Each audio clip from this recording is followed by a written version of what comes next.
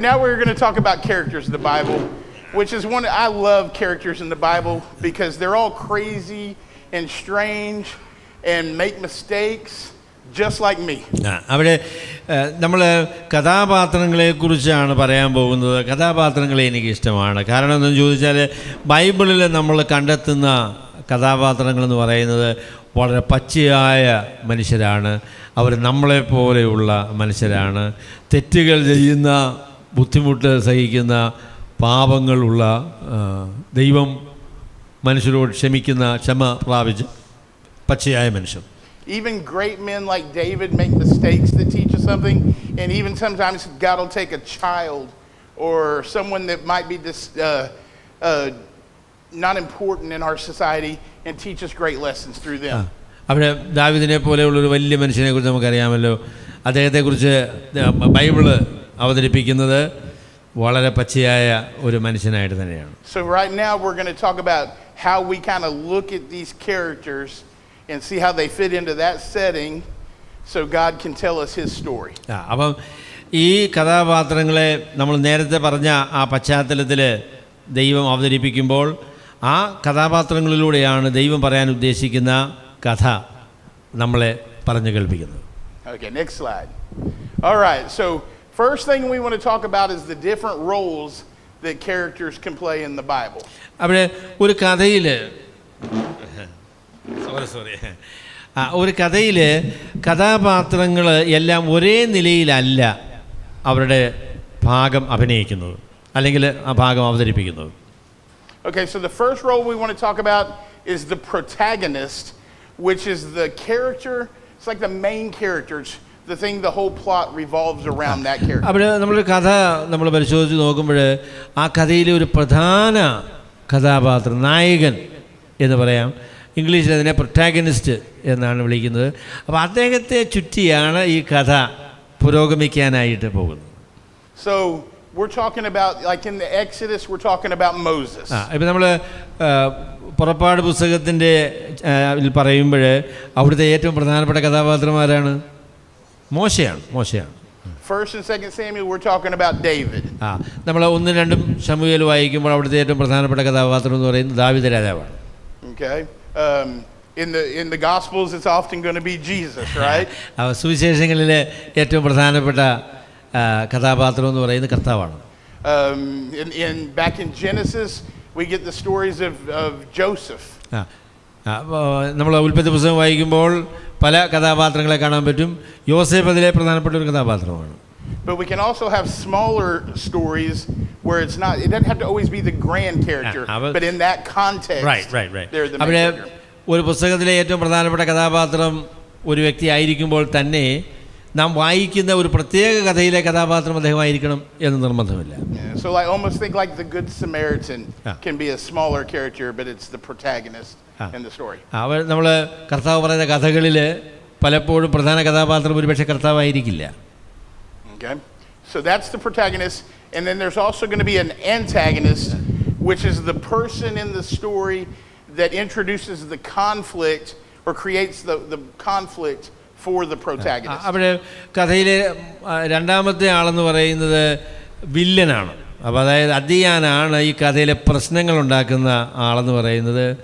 അദ്ദേഹത്തെ നമ്മൾ അന്റാഗണിസ്റ്റ് എന്ന് പറയും. ഈ അന്റാഗണിസ്റ്റാണ് ഈ കഥയിലെ ബുദ്ധിമുട്ടെല്ലാം ഉണ്ടാക്കുന്ന ആൾ അദ്ദേഹമാണ്. അപ്പോൾ അങ്ങനെ ഒരു ക്യാരക്ടർ പല കഥകളിൽ നമുക്ക് കാണാൻ പറ്റും. So we had Moses as a protagonist, so we have Pharaoh as the antagonist. പുറപ്പാട് പുസ്തകത്തിൽ മോശയാണ് പ്രധാന കഥാപാത്രമെങ്കിൽ ഫറവോൻ എന്ന് പറയുന്ന ആൾ വില്ലനാണ്. അദ്ദേഹത്തെ നമുക്ക് അന്റാഗണിസ്റ്റ് എന്ന് ഇംഗ്ലീഷിൽ പറയും. So if you have Jacob as a protagonist, you have Laban as a antagonist. അപ്പോൾ നമ്മൾ യാക്കോബിൻ്റെ ചരിത്രം വായിക്കുമ്പോൾ യാക്കോബാണ് പ്രധാന കഥാപാത്രമെങ്കിൽ ലാബാൻ അതിലെ ഒരു വില്ലനാണ്. You can have David is like, even just in the story of David and Goliath, David's the protagonist, Goliath is the antagonist. അപ്പോൾ നമ്മൾ ദാവീദിനെയും ഗോലിയാത്തിനെ കഥ പറയുമ്പോൾ ദാവീദ് അതിലെ നായകനും ഗോലിയാത്ത് അതിലെ വില്ലനുമാണ്. Okay, so those are pretty easy to understand. ഈ രണ്ട് കഥാപാത്രങ്ങളെ മനസ്സിലാക്കാനാണ് നമുക്ക് എളുപ്പമാണ്. അതിലെ പ്രധാന നായകൻ, മറ്റേ ആൾ വില്ലൻ. അത് രണ്ടും നമുക്ക് പരിചയമുള്ള കഥാപാത്രങ്ങളാണ്. So then you can have an agent, which is a character that's included in the story that helps to move the story along. We might not know a lot about them, but they just help move the story along. ഈ മൂന്നാമത്തെ കഥാപാത്രം എന്ന് പറയുന്ന അദ്ദേഹത്തെ നമ്മൾ മലയാളത്തിൽ അങ്ങനെ മുഖാന്തിരം എന്നൊക്കെ പറയായിരിക്കും, ഏജൻറ്റ് എന്ന് പറഞ്ഞാൽ അദ്ദേഹത്തിന് ആ കഥയിൽ ഒരുപാട് സ്ഥാനമൊന്നുമില്ല.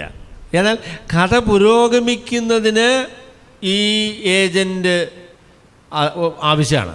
അപ്പോൾ അദ്ദേഹത്തെക്കുറിച്ച് ഒരുപാട് കാര്യമൊന്നും പറയുകയില്ല, പക്ഷേങ്കിൽ കഥയുടെ പുരോഗതിയിൽ ഈ ഏജൻറ്റിന് ഒരു പങ്കുണ്ട്. അങ്ങനെയുള്ള കഥാപാത്രങ്ങൾ ഈ കഥയിൽ ഉണ്ടാവും.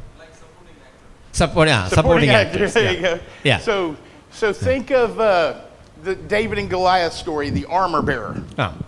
അവിടെ ദാവീദിൻ്റെയും ഗോലിയാത്തിൻ്റെയും കഥയിൽ ആയുധവാഹകനായിരിക്കുന്ന ഒരാളിനെ കുറിച്ച് പറയുന്നുണ്ട്. ആയുധവാഹകൻ.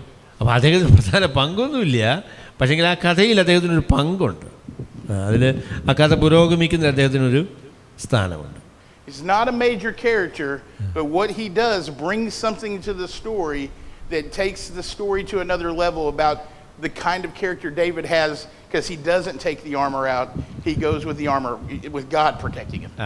അവിടെ ആയുധവാഹകൻ അദ്ദേഹം ഒരുപാട് പ്രാധാന്യമുള്ളൊരു കഥാപാത്രമൊന്നുമല്ല, എന്നാൽ ആ കഥയിൽ അദ്ദേഹത്തിൻ്റെ സ്ഥാനമുണ്ട്.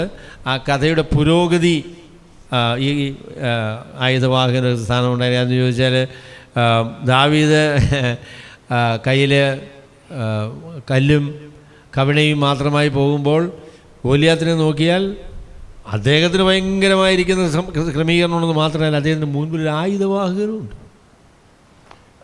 Or another story with David. Think of the story of David and Bathsheba, where that tense situation, but it keeps talking about his servants that he sends out. അവിടെ ദാവീദിൻ്റെയും ബത്ശീബയുടെയും കഥയിൽ നമ്മൾ കാണുന്ന ഏജൻറ്റ് എന്ന് പറയുന്നത് ദാവീദ് അയക്കുന്ന തൻ്റെ സേവകന്മാർ, തൻ്റെ ദാസന്മാരെ അയച്ചു എന്ന് പറയുന്ന പ്രസ്താവനയുണ്ട്. അപ്പോൾ അവർക്കത് വലിയ പങ്കൊന്നുമില്ലെങ്കിലും അവർ കഥ പുരോഗമിക്കുന്നതിൽ അവർക്കൊരു സ്ഥാനമുണ്ട്. Yeah, so in that story the word sent happens over and over again. It's repeated over and over again. അതുപോലെ തന്നെ അയച്ചു എന്ന് പറയുന്ന വാക്ക് ആ കഥ നിങ്ങൾ വായിക്കുമ്പോൾ അറിയാം, തുടർമാനമായി ആവർത്തിക്കപ്പെടുന്ന ഒരു വാക്കാണ് അയച്ചു എന്ന് പറയുന്ന വാക്ക്. So without his servants, the sin is still there, but it's the sin of adultery.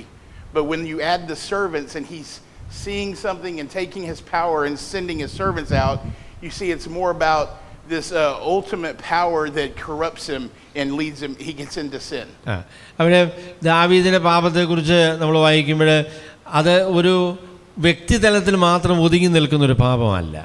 അപ്പോൾ തൻ്റെ പാപം പ്രായോഗികമാക്കുന്നതിന് വേണ്ടി മറ്റുള്ള മനുഷ്യരെ ഉപയോഗിക്കുന്ന, അല്ലെങ്കിൽ മറ്റുള്ളവരെ നിയന്ത്രിക്കുവാൻ കഴിയുന്ന ആ നിലയിൽ അതിനെക്കുറിച്ച് പറയുന്നത് അധികാരം ആത്യന്തികമാകുമ്പോൾ അത് ആത്യന്തികമായി ദുഷിക്കപ്പെടുന്നു എന്ന് പറയുന്നത് പോലെ ആ ഒരു ചിത്രം നമുക്ക് അതിൽ നിന്ന് ലഭിക്കുന്നതാണ്. So those servants help us to see the depth and the nature of that sin that we wouldn't see without them. അപ്പം അവിടെ സേവകന്മാർ അവരെ അയച്ചു എന്ന് പറയുന്ന പ്രസ്താവന ആ പാപത്തിൻ്റെ ഗൗരവം, അതിൻ്റെ മ്ലേച്ഛത വർദ്ധിപ്പിക്കുന്ന ഒരു പ്രസ്താവനയാണ്. Okay. Then a fourth kind of character is a type. So this is a category of characters. Type എന്ന് പറയുന്ന ഒരു തരത്തിലുള്ളതായിരിക്കുന്ന കഥാപാത്രങ്ങളുണ്ട്. അവർ ഒരു കഥാപാത്രമല്ല, പല കഥാപാത്രങ്ങളും കൂടെ ഒരുമിച്ച് ചേർന്ന ഒരു ഗ്രൂപ്പ് ആളുകളാണ്. Okay, so on this, the ones we see a lot are like the Pharisees, the Sadducees, the Herodians, the tax collectors, the scribes. ഒരു ഗ്രൂപ്പാണ് അവർ. അപ്പോൾ പരീശന്മാർ എന്ന് പറയുന്നത് ഒരു ടൈപ്പ് എന്ന് പറയാൻ കഴിയുന്ന തരത്തിലുള്ള കഥാപാത്രങ്ങളാണ്. കാരണം ഒരു വ്യക്തിയെ ഉദ്ദേശിച്ച് പറയുന്നതല്ല, അതൊരു സമൂഹത്തെ പ്രതിനിധാനം ചെയ്യുന്ന ഒരു കഥാപാത്രമാണ്. You can even think in the story of the Exodus, the Israelites are a type.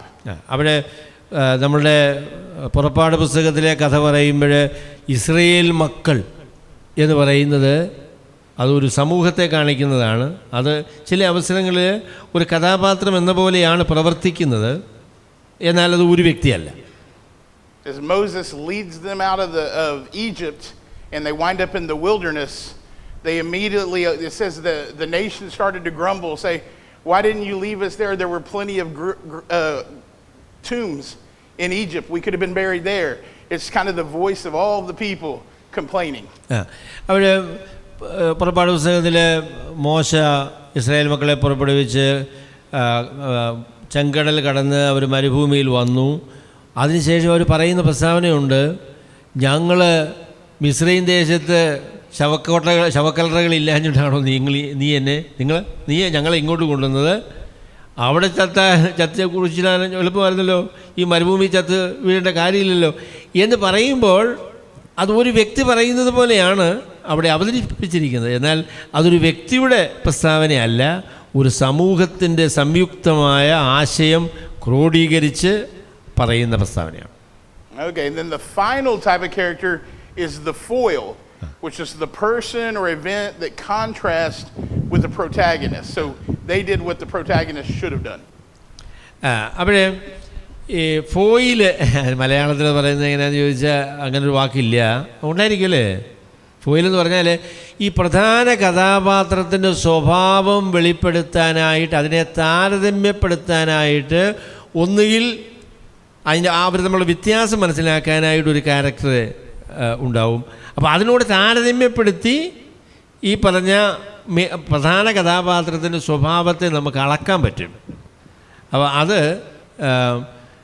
വളരെ പ്രധാനപ്പെട്ട ഒരു കഥാപാത്രമാണ്. അപ്പോൾ അതായത് നമ്മൾ ഫോയിലെന്ന് പറയും. പറയാം. An example will be. Yeah, so Joseph is a protagonist. His brothers are the foil. They contrast what he does. അവിടെ യോസേഫിൻ്റെ കഥയിൽ യോസേഫിൻ്റെ സഹോദരന്മാർ യഥാർത്ഥത്തിൽ ഒരു ഫോയിലാണ്. എന്ന് പറഞ്ഞാൽ യോസേഫിൻ്റെ സ്വഭാവം നമുക്ക് മനസ്സിലാക്കാനായിട്ടൊരു താരതമ്യം ഈ സഹോദരന്മാരുമായിട്ട് നടത്തിയാൽ മതി. ആ സഹോദരന്മാരെ വെച്ചിരിക്കുന്നത് ചോദിച്ചാൽ യോസേഫിനെ തിരിച്ചറിയാനുള്ള അതൊരു അളവുകോലാണ്. Probably this might be Uriah in the story. Uriah compared to ഊരിയാവ് ബത്ശീബ ദാവീദിൻ്റെ ആ കഥയിലെ ഒരു ഫോയിലാണ്.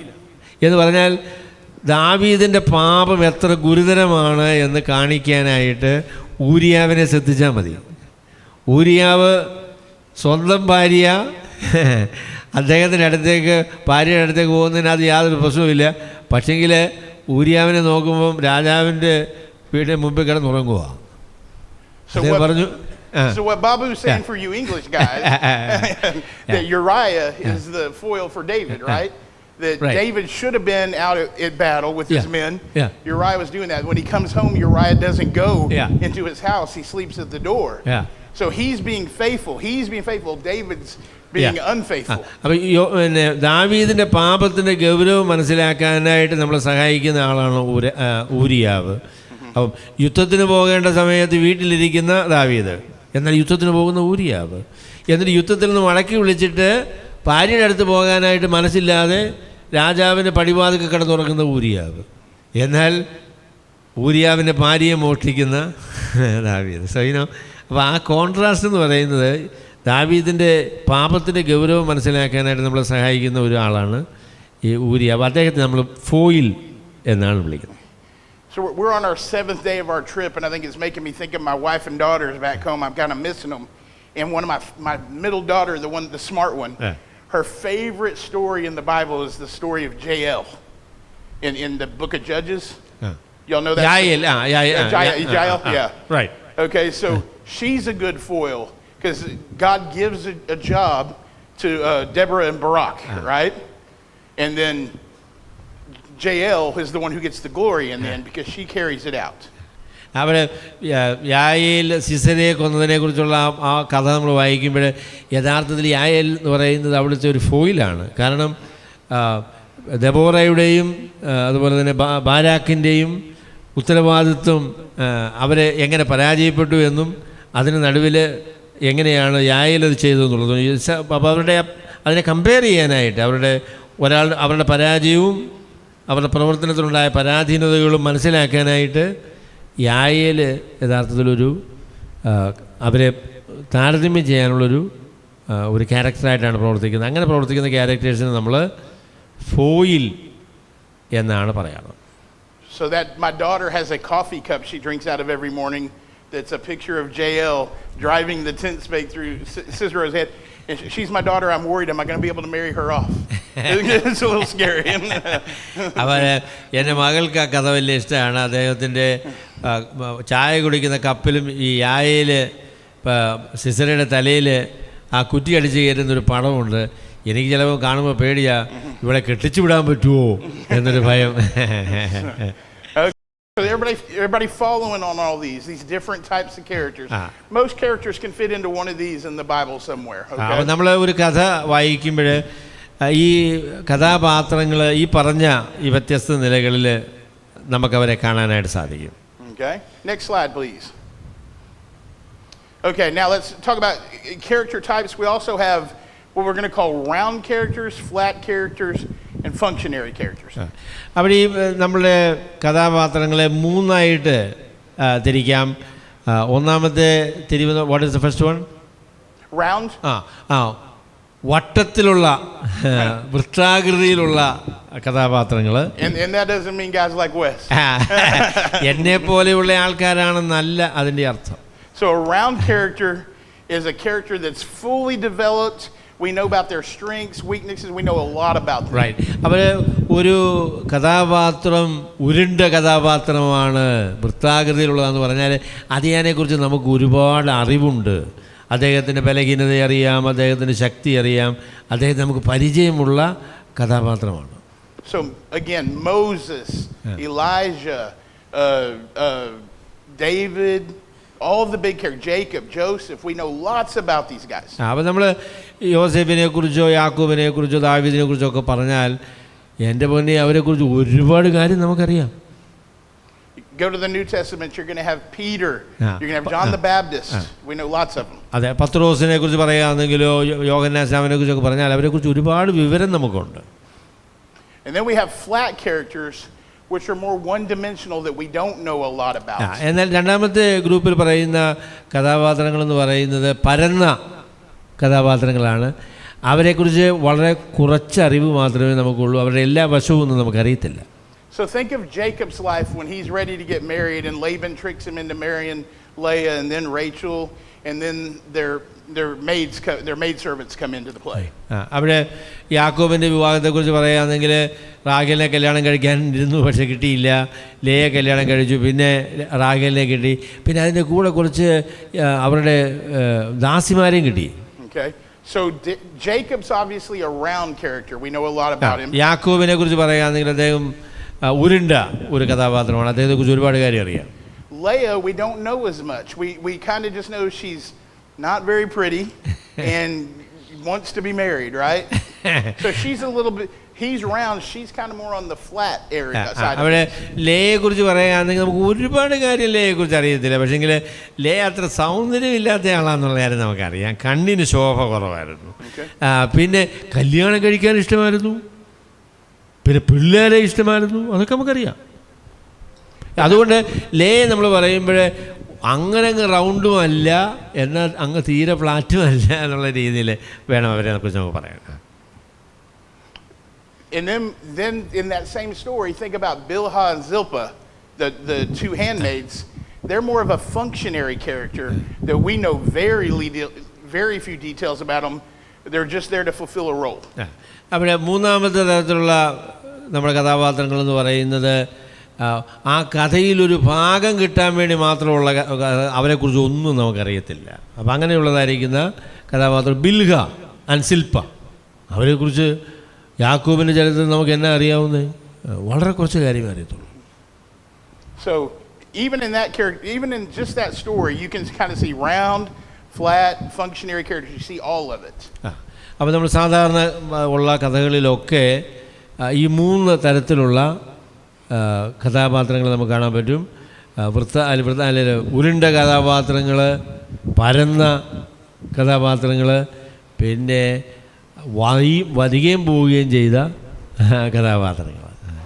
And I think often what we do when we go to the Bible, we like to just focus on those round, big characters, and we don't really pay so much attention to the flat or the functionary characters. അവിടെ സാധാരണ നമുക്ക് വരുന്നൊരു പ്രശ്നം പറയാം.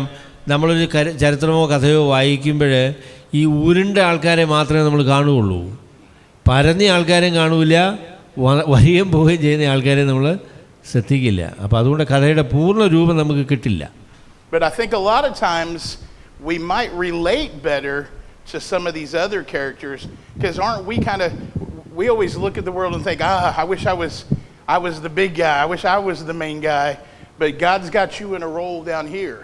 So അവിടെ ജീവിതത്തിലും ഇത് ഒരു യാഥാർത്ഥ്യമാണ്.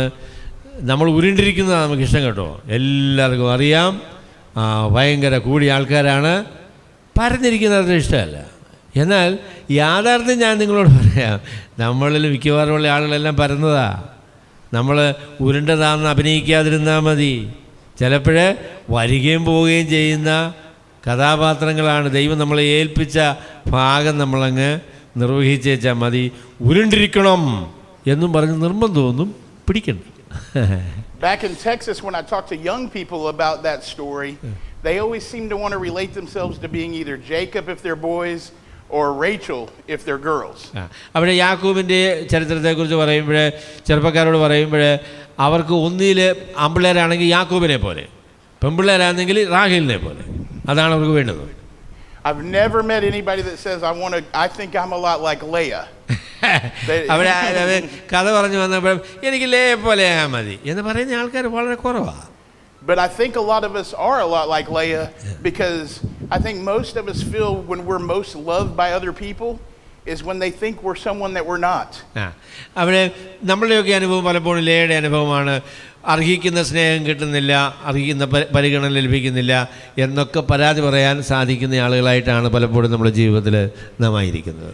So I look at this story from the eyes of Jacob and Leah and Rachel and the servants when I'm observing the text, because it helps me kind of fully see the whole story, what it must have been like that night when there was a wedding going on and Rachel was stuck in a tent somewhere knowing it should have been her, and what Leah must have felt knowing this is my husband but he really wants my sister.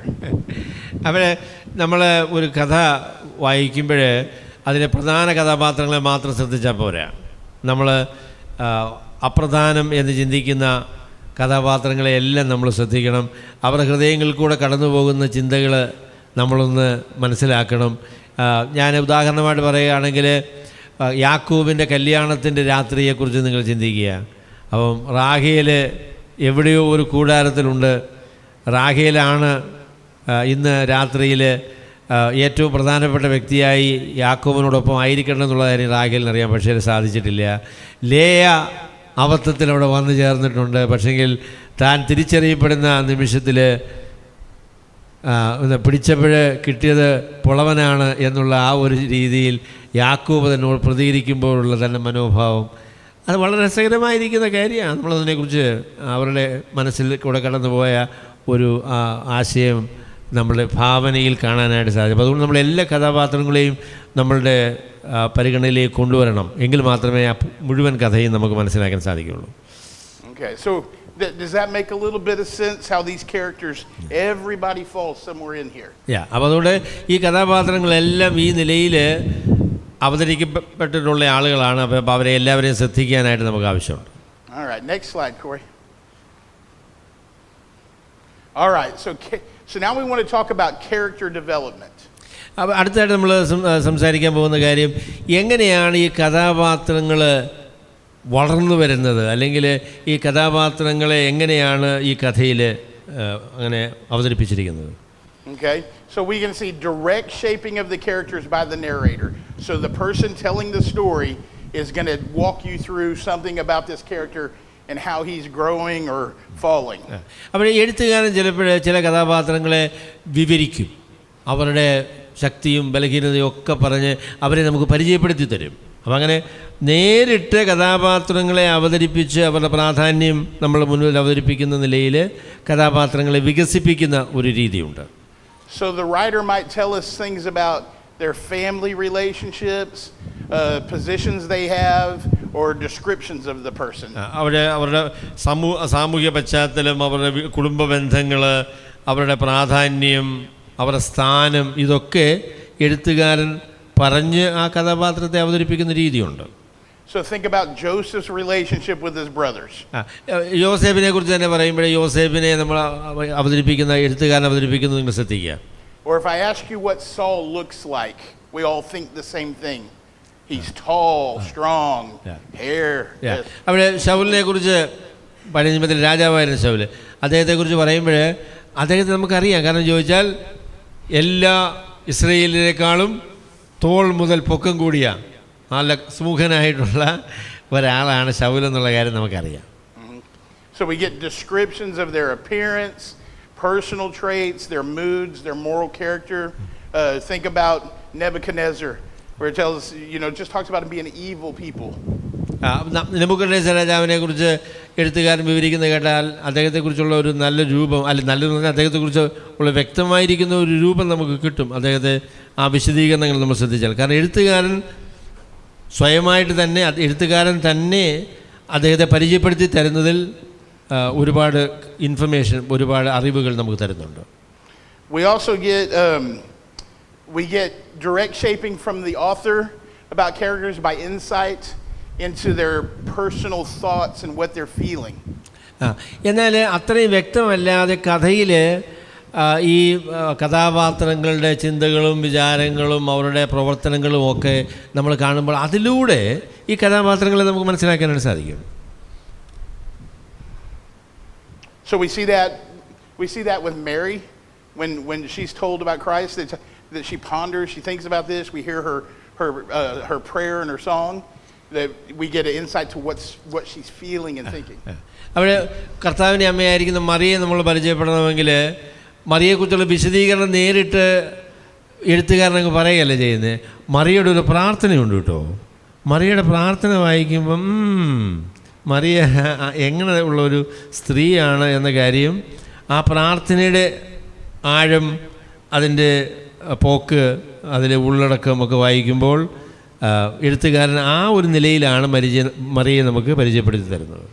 And then we also see it indirectly when the other characters in the story make comments or how they react to that person. അതുപോലെ തന്നെ എഴുത്തുകാരൻ ഉപയോഗിക്കുന്ന വേറൊരു രീതി എന്ന് പറയുന്നത്, നമ്മുടെ കഥാപാത്രത്തെക്കുറിച്ച് ആ കഥയിലെ മറ്റ് കഥാപാത്രങ്ങൾ സംസാരിക്കും. അവരുടെ പ്രസ്താവനകൾ ഈ കഥാപാത്രത്തെ വെളിപ്പെടുത്തുന്ന കാര്യമാണ്. Because even with Jesus, we know he must have been a dynamic speaker, because it always says the crowd, they were hanging on his word. They didn't want to leave. So just by their actions we know what kind of speaker he was. കർത്താവായ യേശുക്രിസ്തുവിന്റെ പ്രസംഗം കേട്ട ആളുകൾ കർത്താവിനെ വിട്ടുപോകാനായിട്ട് മനസ്സില്ലാതിരുന്നു എന്ന് എഴുത്തുകാരൻ പറയുമ്പോൾ കർത്താവിന്റെ പ്രസംഗം എത്ര ഗംഭീരമായിരുന്നു എന്നുള്ള കാര്യം നമുക്കറിയാം. We know more about Joseph because of his brother's reactions, that he was his dad's favorite son, and all that must have looked like, and why that made them hate him so much. യോസേഫിനെ കുറിച്ച് നമ്മൾ ഒരുപാട് കാര്യങ്ങൾ മനസ്സിലാക്കുന്ന സഹോദരന്മാരുടെ പ്രസ്താവനകളിൽ നിന്നാണ്. അവർ അപ്പന് സ്നേഹമായ കാര്യവും ഉടുപ്പ് വാങ്ങിച്ചു കൊടുത്ത കാര്യവും ഒക്കെ അവർ പറയുന്നുണ്ട്. അപ്പോൾ അത് കേൾക്കുമ്പോൾ നമുക്കറിയാം യോസേഫിനെ സംബന്ധിച്ചുള്ള വിവരം തൻ്റെ സഹോദരന്മാരിൽ മറ്റ് ക്യാരക്ടേഴ്സിൽ നിന്ന് അവരുടെ പ്രസ്താവനകളിൽ നിന്ന് നമുക്ക് മനസ്സിലാക്കാൻ പറ്റും. That's the last slide, right? Yeah. So what you want to do is you want to look at these characters, you want to see who they are, you want to know about them, how they fit in the story, but we also want to watch how they grow or fall through the story. അപ്പോൾ എഴുത്തുകാരന് കഥാപാത്രത്തെ അവതരിപ്പിക്കും നൽകുന്ന വിവരങ്ങൾ നമ്മൾ ശ്രദ്ധിക്കണം. കാരണം നേരിട്ട് ഈ കഥാപാത്രത്തിൻ്റെ പ്രാധാന്യത്തെക്കുറിച്ച് അദ്ദേഹം പറയുന്ന കാര്യങ്ങൾ വളരെ പ്രധാനപ്പെട്ടതാണ്. എന്നാൽ ആ കഥയിൽ ഇദ്ദേഹം എങ്ങനെയാണ് അദ്ദേഹത്തിൻ്റെ ആ റോള് അദ്ദേഹം അവതരിപ്പിക്കുന്നത്, അതിൽ ഒന്നുകിൽ അദ്ദേഹം വിജയിക്കുന്നു അല്ലെങ്കിൽ അദ്ദേഹം പരാജയപ്പെടുന്നു. അപ്പോൾ ആ പോക്ക് നമ്മൾ ശ്രദ്ധിക്കണം. And so just like yesterday, the words of the text carried us along, the setting and the characters are going to carry us along through the plot that Mike's going to come up and talk about after our break. അവിടെ ലേഖനങ്ങളിലെ വാക്കുകളാണ് ആശയത്തെ പ്രകടമാക്കുന്നതെങ്കിൽ ഇവിടെ കഥാപാത്രങ്ങളും കഥാപാത്രങ്ങളുടെ സംഭാഷണവും കഥാപാത്രങ്ങളെ സംബന്ധിച്ച് നമുക്ക് ലഭിക്കുന്ന ആ ഒരു വീക്ഷണവും ഒക്കെയാണ് ഈ ആശയത്തെ വിശദീകരിക്കാനായിട്ട് ഉപയോഗിക്കപ്പെടുന്നത്. All right. So I think it's time for tea break. Yes. Y'all call it tea break, right? Yes. So thank you very much, and time for a break. Okay.